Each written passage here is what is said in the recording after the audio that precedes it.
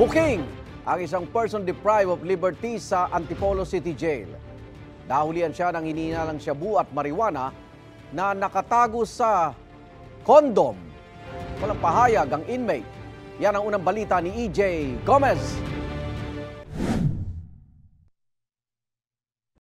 Noong nakaraang taon lang na aresto at nakulong ang lalaking ito dahil umano sa pagtutulak ng ilegal na droga sa Antipolo City.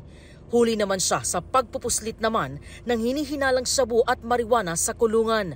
Sa investigasyon ng pulisya, dinala ang 41 anyos na lalaking PDL o Person Deprived of Liberty ng BJMP Antipolo sa isang klinik para sa kanyang dialysis kahapon. Doon daw nakuha ng sospek ang illegal na droga na binalot sa kondom.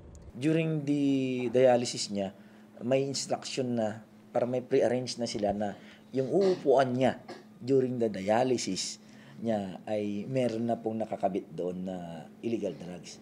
So, after ng dialysis niya, kinuha niya yun, inipit niya sa towel niya, dito, at yun yung dala-dala niya habang.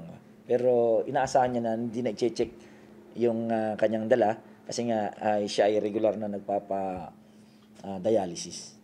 Nangkap ka pa ng sospek sa kanyang pagbalik sa BJMP facility, doon na nadiskubre ang itinatago niyang mga droga. Nakumpiska sa kanya ang mahigit 45 grams ng hinihinalang marijuana at mahigit 103 grams ng hinihinalang shabu. Nagkakahalaga ang mga ito ng mahigit 710,000 pesos. Inaalam pa ng pulisya kung sino ang naging katransaksyon ng sospek at kung may kasabwat ba siya sa loob ng klinik. Accordingly sa kanya ay taga-tagig yun na nakatransact niya. At alamin pa namin, paano siya nakapag-transact? Isa siyang PDL nga. Ang possible dyan is ibenta niya sa loob din lang. Walang pahayag ang sospek na kasalukuyang nakadetain sa Antipolo City Jail. Ito ang unang balita.